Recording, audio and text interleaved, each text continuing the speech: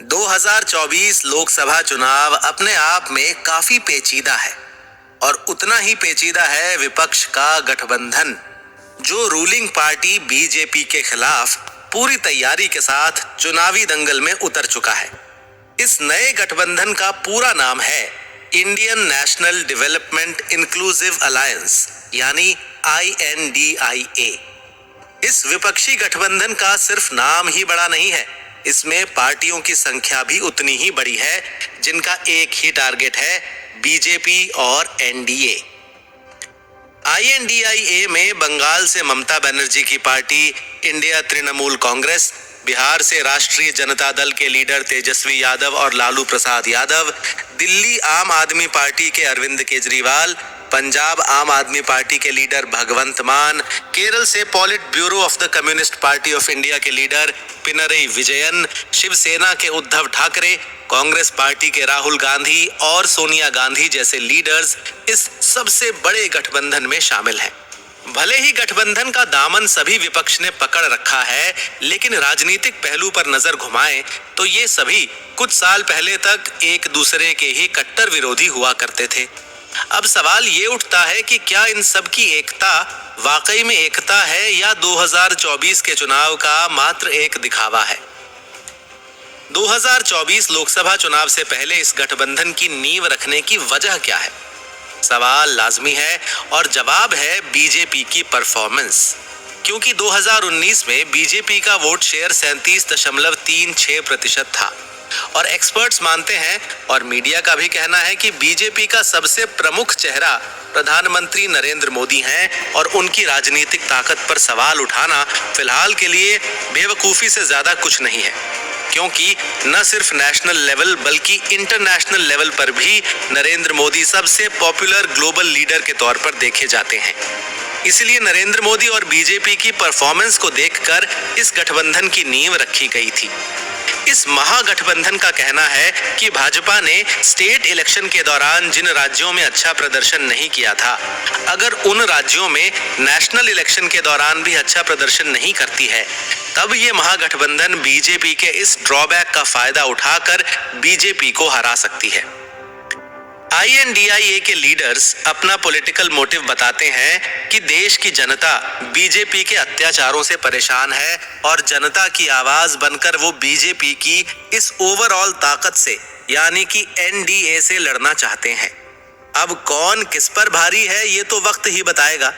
अब ये तो सबको पता है कि इस INDIA महागठबंधन के खिलाफ इस चुनावी दंगल में इस वक्त भारत की रूलिंग बीजेपी की गठबंधन यानी कि NDA खड़ी हुई है, जिसमें Bharatiya Janata party, Janata Dal United, Shivsena, Janata Dal Secular, AIADMK, National People's Party, Lok Janshakti Party, Naga People's Front जैसी दर्जनों पार्टियां शामिल हैं।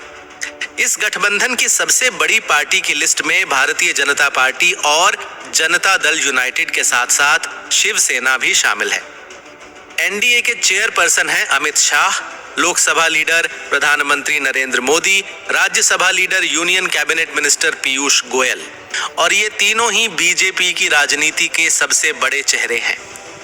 आज ये गठबंधन भारत की सरकार चला रही है। भारत के ज्यादातर राज्यों और केंद्र शासित प्रदेशों में इन्हीं का शासन है। अब सवाल उठता है कि क्या विपक्ष की INDIA को देखकर NDA परेशान हो रही है? इस महागठबंधन का नाम INDIA भी बहुत सोच समझ कर रखा गया है, जिसे लेकर भी काफी विवाद होता है और इसे इंडिया न कहकर मोदी जी और बीजेपी के सभी नेता INDIA कहना पसंद करते हैं।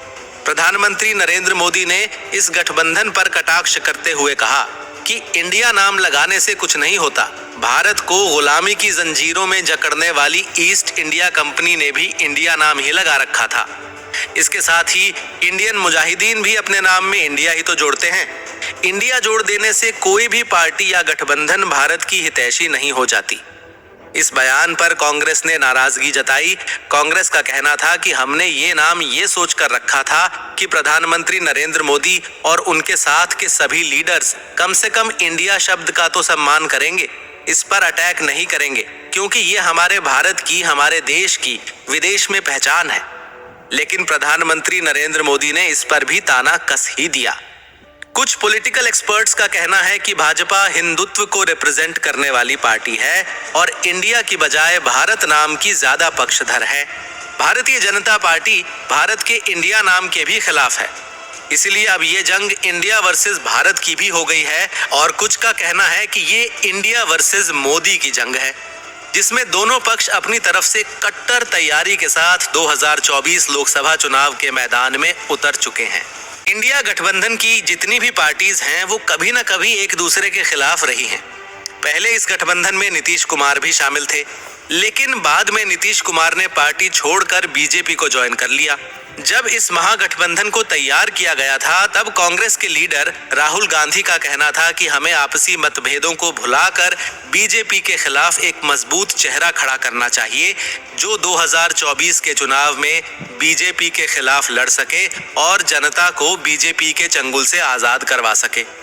लेकिन कुछ पॉलिटिकल एक्सपर्ट्स का कहना है कि चाहे 40 अलग अलग पार्टियां मिलकर कितना भी डेमोक्रेसी का शोर करें, बीजेपी के खिलाफ आवाज उठाएं, बड़ी बड़ी रैलियां करें और कितनी भी तैयारी कर लें, फिर भी इनकी यूनिटी में आज भी कमी है और यूनिटी में इस कमी का फायदा बीजेपी को जरूर होगा। ये कहना पॉलिटिकल एक्सपर्ट प्रशांत किशोर का भी है। उन्होंने कहा है कि बीजेपी 400 के पार जाएगी या नहीं जाएगी, मोदी जी का ये नारा जमीनी स्तर पर कामयाब होगा या नहीं होगा, ये तो नहीं कहा जा सकता, लेकिन इंडिया फिर से फेल हो जाएगी और एनडीए कामयाब होगी। ये सभी एक्सपर्ट्स का मानना है, सबकी इस पर एक ही राय है। वहीं चाहे कोई एक पार्टी हो या फिर बहुत सारी पार्टियों का महागठबंधन, किसी भी पॉलिटिकल पार्टी को रिप्रेजेंट करने के लिए एक चेहरा चाहिए होता है, एक ऐसा मजबूत चेहरा जो जनता के सामने पूरी पार्टी, पूरे गठबंधन को रिप्रेजेंट कर सके, उनकी मैनिफेस्टो, एजेंडा और उस पार्टी का व्यक्तित्व बनकर सामने उभर सके। बीजेपी और एनडीए के पास तो वो चेहरा प्रधानमंत्री नरेंद्र मोदी का है, जो अपने आप में काफी बड़ा है, लेकिन INDIA के पास ऐसा कोई चेहरा नहीं है और INDIA खुद भी मिलकर ये तय नहीं कर पा रही है कि मोदी के खिलाफ अगर कोई चेहरा उभर कर सामने आ सकता है तो वो कौन होगा। कौन होगा विपक्ष से वो मजबूत चेहरा जो प्रधानमंत्री नरेंद्र मोदी को कड़ी टक्कर दे सके। विपक्ष की इस कमजोरी का फायदा भी बीजेपी को जरूर होगा। यूनिटी की बात की जाए तो ममता बनर्जी ने भी कहा था कि हम अपने ईगो को साइड में रखकर बीजेपी के खिलाफ जंग लड़ सकते हैं, और ममता बनर्जी ने ऐसे कयास भी लगाए कि हम सब चाहें तो जैसे इंदिरा के दौर में जयप्रकाश नारायण ने बिहार से इंदिरा के खिलाफ मूवमेंट की शुरुआत की थी और धीरे धीरे इंदिरा गवर्नमेंट उस दौर में खत्म हो गई, ऐसा ही एक आंदोलन बीजेपी और मोदी सरकार के खिलाफ बिहार से या फिर बंगाल से शुरू होना चाहिए, जो मोदी गवर्नमेंट की भी नींव हिला सके। पर इसकी शुरुआत भी ये महागठबंधन कैसे करेगी, ये सबकी समझ से बाहर है। एक्सपर्ट्स का कहना है कि उस दौर में हुए जेपी आंदोलन का कंपैरिजन अगर विपक्ष राहुल गांधी की भारत जोड़ो या न्याय यात्रा से कर रही है तो ये ऐसा कंपैरिजन सरासर बेवकूफी के अलावा और कुछ नहीं है। देखा जाए तो अगर INDIA गठबंधन के लीडर्स जेपी जैसे आंदोलन की उम्मीद लगा भी रहे हैं, तब इसमें विपक्ष के लीडर्स के चाहने से कुछ नहीं होगा। जनता का आक्रोश भी जरूरी है और जनता में इस वक्त बीजेपी के खिलाफ आक्रोश ना के बराबर है। इस पर कुछ एक्सपर्ट्स का कहना है कि मोदी सरकार ने भारत की राजनीति को बदल कर रख दिया है। कांग्रेस के दौर में जो राजनीति मॉडर्नाइजेशन की दौड़ में भाग रही थी, भले ही अर्थव्यवस्था के रूप में पीछे रही थी, आज उसी भारत की राजनीति हिंदुत्व का झंडा पकड़ के आगे बढ़ रही है और इसने पूरे भारत को भगवा रंग से रंग दिया है।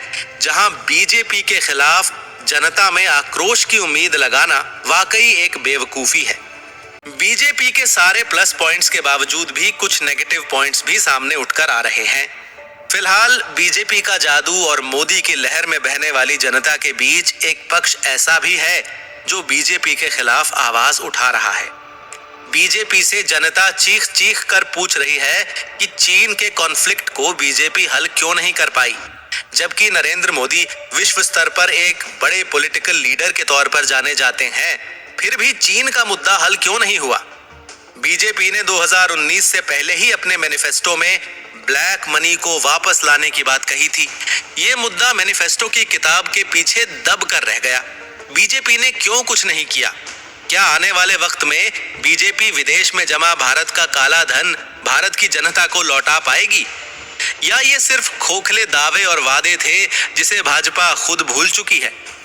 पंजाब में भी बीजेपी की राजनीति थोड़ी कमजोर मालूम पड़ती है।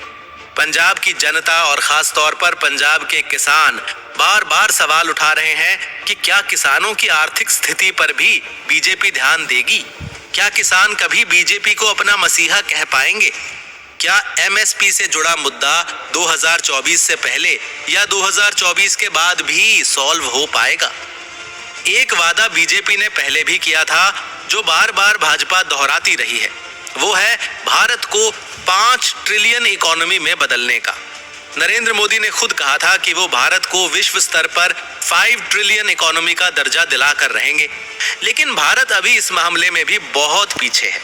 सवाल ये भी उठाए जा रहे हैं कि अर्थव्यवस्था से बड़ा देश के लिए कुछ नहीं है। राजनीति से भी ज्यादा अगर देश को कोई ऊंचा उठा सकता है तो वो है देश की अर्थव्यवस्था। और जनता का सवाल है, भारत की अर्थव्यवस्था कब बहाल होगी? कब लोगों को गरीबी से छुटकारा मिलेगा? कब बेरोजगारों को रोजगार मिलेगा? एक दौर ऐसा था जब इंदिरा गांधी ने रुपए उन्मूलन की प्रक्रिया अपनाई थी और उनका मानना था कि इससे देश में गरीबों को कम किया जा सकता है। तब खुलकर इंदिरा के खिलाफ नारेबाजी होने लगी थी कि गरीबी हटाओ नहीं, इंदिरा हटाओ। मोदी जी ने भी वादा किया कि वो डॉलर के मुकाबले रुपए की कीमत को बढ़ाएंगे, डॉलर और भारतीय रुपए को एक समान मुकाम दिलाएंगे, और ये भी तभी संभव है जब देश की अर्थव्यवस्था, देश की जीडीपी में बढ़त होगी। क्या भाजपा ऐसा कर पाएगी? ये सबसे बड़ा सवाल है, क्योंकि भारतीय जनता का एक तबका इन सवालों को पकड़े हुए है।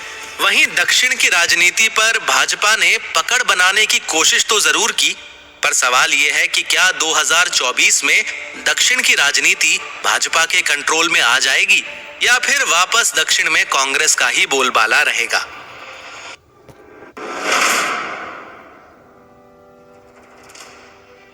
राजनीति में अलग अलग पार्टियों का काम करना, अपनी पंचवर्षीय कार्यकाल में रिजल्ट लाकर दिखाना जितना महत्वपूर्ण होता है, उतना ही महत्वपूर्ण होता है अपनी विपक्षी पार्टी के लिए मुद्दे उठाना। और इस वक्त भारत की रूलिंग गवर्नमेंट के खिलाफ जो इतना बड़ा महागठबंधन है, उनके पास जनता का सपोर्ट तो ना के बराबर दिख रहा है। कम से कम जिस हद तक बीजेपी को हराने के लिए चाहिए वो तो नहीं है। और इस महागठबंधन के पास ऐसा कोई बड़ा मुद्दा भी नहीं है। बार बार राम मंदिर का मुद्दा उठाने से क्या होगा? राम मंदिर बनकर तैयार हो चुका है। बीजेपी आज भी कह रही है कि अगर वो 5 साल और काम करती है तो यूनिफॉर्म सिविल कोड लेकर आएगी, और मुस्लिम माइनॉरिटी में महिला और पुरुष दोनों शामिल हैं। सारी महिलाएं यूनिफॉर्म सिविल कोड के पक्ष में हैं। बीजेपी के पास आज भी बड़े बड़े मुद्दे हैं जिस पर वो अपना दांव खेल सकती है, लेकिन इस राजनीतिक शतरंज के खेल में विपक्ष के पास एक भी प्यादा ऐसा नहीं है जिसे वो मोहरा बनाकर भाजपा के खिलाफ चल सके। विपक्ष सिर्फ मोदी सरकार की गलतियां गिनती रहती है, अपनी तरफ से कोई लक्ष्य साबित करने में कामयाब नहीं हो पा रही है। विपक्ष ने जनता के सामने अपना कोई ऐसा बड़ा लक्ष्य नहीं रखा है जिसे देखकर जनता के वोट शेयर्स विपक्ष की ओर बढ़ें। खैर, अब ये तो वक्त ही बताएगा कि इतनी बड़ी महागठबंधन जीतती है या बीजेपी और मोदी की लहर एक बार फिर कमाल दिखाती है। रिजल्ट के लिए इंतजार तो करना ही पड़ेगा, मगर तब तक आप एनडीए और आईएनडीआईए में से किसे 2024 में जीत की तरफ बढ़ते हुए देख रहे हैं, हमें जरूर बताइए।